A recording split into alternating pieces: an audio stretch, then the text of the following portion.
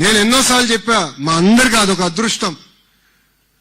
4 దశాబ్దాలుగా, క్షమించాలి, 5 దశాబ్దాలుగా ఆయన రాజకీయాలు ఉన్న వ్యక్తి, అన్ని చూసిన వ్యక్తి, ఒక అద్భుతమైన మెంటరింగ్ మా అందరికి వస్తుంది. నేను గతంలోనే చెప్పా, మేము అందరం మిసైల్ లాంటి వాళ్ళం, కానీ మిసైల్ కి జీపీఎస్ లేకపోతే చాలా ప్రమాదకరమైన పరిస్థితి. యంగ్స్టర్స్ వేదిక మీద ఉన్న ముగ్గురం మేము మిసైల్స్, గౌరవ ముఖ్యమంత్రి చంద్రబాబు నాయుడు గారే మా అందరికి జీపీఎస్. అందుకే ఆయన నాయకత్వంలో మేము పనిచేస్తూ, ఈగోలు లేవు, ఎలాంటి ఫీలింగ్ లేవు, ఒకే ఒక లక్ష్యం. ఆయన ఏ విజన్ అయితే రూపొందించారో అది సాధించేదానికి మేమందరం అహర్నిశలు కష్టపడుతున్నాం. ఈరోజు వాస్తవంగా చెప్పాలంటే చాలా మంది నన్ను అడిగారు ఆంధ్ర రాష్ట్రానికి ఎందుకు రావాలని. వాళ్ళకి నేను 3 కారణాలు ఇస్తా. మొదటిది బ్రాండ్ సిబిఎన్. 5 దశాబ్దాల అనుభవం నాయకుడు గౌరవ ముఖ్యమంత్రి శ్రీ నారా చంద్రబాబు నాయుడు గారు ఎన్నో పాలసీస్ తీసుకొచ్చారు. It stood the test of time and politics. అందుకే రండి, పెట్టుబడులు పెట్టండి అన్నాం. రెండోది స్పీడ్ ఆఫ్ డూయింగ్ బిజినెస్. ఒక జూమ్ కాల్ అనండి, ఒక వాట్సాప్ మెసేజ్ అనండి, అహర్నిశలు పారిశ్రామికవేత్తలకు అందుబాటులో ఉంటూ వాళ్ళకి ఎలాంటి సమస్య లేకుండా ఈ పెట్టుబడులన్నీ గ్రౌండ్ చేసే లక్ష్యంతో నాతో పాటు మన టీజీ భరత్ గారు పనిచేస్తున్నారు. ఆ స్పీడ్ ఆఫ్ డూయింగ్ బిజినెస్ వల్లనే ఈరోజు పెద్ద ఎత్తున ఆంధ్ర రాష్ట్రానికి పెట్టుబడులు వస్తున్నాయి. మూడోది డబుల్ ఇంజిన్ సర్కార్. భారతదేశంలో ఎన్నో డబుల్ ఇంజిన్ సర్కారులు ఉన్నాయి, కానీ కేవలం ఒకే ఒక ఆంధ్ర రాష్ట్రంలో డబుల్ ఇంజిన్ బుల్లెట్ ట్రైన్ సర్కారు ఉంది. ఢిల్లీలో గౌరవ ప్రధానమంత్రి నరేంద్ర మోడీ గారి నాయకత్వంలో ఆంధ్ర రాష్ట్రంలో గౌరవ ముఖ్యమంత్రి శ్రీ నారా చంద్రబాబు నాయుడు గారు ఒక పక్కన, ఇంకో పక్కన నాకు అన్న సమానమైన పవన్ అన్న, ముగ్గురు కలిసికట్టుగా ఆంధ్ర రాష్ట్రాన్ని ముందలు తీసుకెళ్తున్నారు ఒకే ఒక లక్ష్యంతో. ఇప్పటికీ చాలా నష్టపోయాం. ఆంధ్ర రాష్ట్ర విభజన జరిగి ఇప్పటికీ 12 సంవత్సరాలు అయింది. ఇంకా ఆ విభజనలో మనం పడుతున్న ఇబ్బందులకి ఇప్పుడు కూడా మనం ఎదుర్కొంటున్నాం. ముందరికి వెళ్లాలనే లక్ష్యంతో ముగ్గురు కలిసికట్టుగా వచ్చి ఈ రోజు ఆంధ్ర రాష్ట్రాన్ని ముందలు తీసుకెళ్తున్నారు. విశాఖ ఉక్కుని కాపాడుకున్నాం, విశాఖ రైల్వే జోన్ ఏర్పాటు చేసుకున్నాం. తొందరలో కర్నూలులో కూడా హైకోర్టు బెంచ్ ఏర్పాటు చేయబోతున్నాం. పోలవరం పనులు కూడా పెద్ద ఎత్తున పరిగెత్తిస్తున్నాం.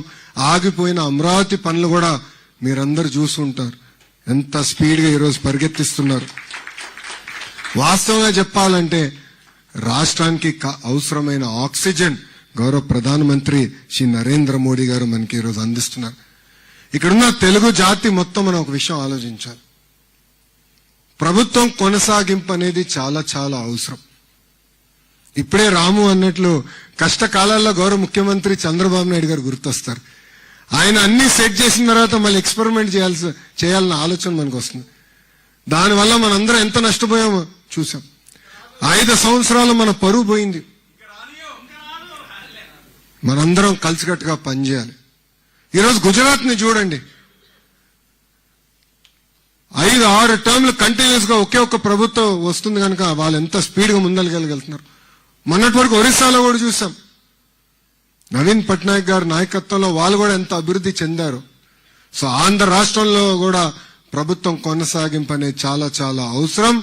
దాంట్లో మనందరం భాగస్వామ్యం అవ్వాలని ఈ సభాముఖంగా నేను మిమ్మల్ని అందరినీ కోరుకుంటున్నాను. ఇది మన ప్రభుత్వం. వీఆర్ నాట్ పర్ఫెక్ట్, మేము మనుషులమే. 10 నిర్ణయాలు తీసుకుంటాం, 3 తప్పు అవుతుంది. 3 తప్పు నిర్ణయాలు అనిపిస్తే తెలియజేయాల్సిన బాధ్యత ఇక్కడున్న మీ అందరిపైన ఉంది. సరిదిద్దుకోవాల్సిన బాధ్యత వేదిక పైన ఉన్న మా అందరిపైన ఉంది. వింటాం, చర్చిస్తాం. మేమన్నా మిమ్మల్ని కన్విన్స్ చేస్తాం, మీరన్నా మమ్మల్ని కన్విన్స్ చేయాలి తప్ప ఆంధ్ర రాష్ట్రంలో ఇంకా మార్పు అనేది ఉండదు. ఈ ప్రభుత్వం 1 టర్మ్ 2 కాదు కదా, పవన్ అన్న చెప్పినట్లు కనీసం 15 సంవత్సరాలు కలిసికట్టుగా మనందరం పనిచేయాలని ఈ సభాముఖం మీ అందరికీ తెలియజేస్తున్నాం. ప్రజాప్రభుత్వంలో అభివృద్ధి సంక్షేమం జోడెద్దుల బండి.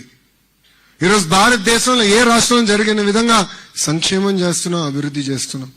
సంక్రాంతికి మీరు మీ గ్రామాలకు వెళ్ళుంటే రోడ్లు చూస్తుంటారు. డెఫినెట్లీ ఇంప్రూవ్ చేశాం, అన్ని రోడ్లు వేసామని అనట్లేదు, చేయాల్సింది ఇంకా చాలా ఉంది.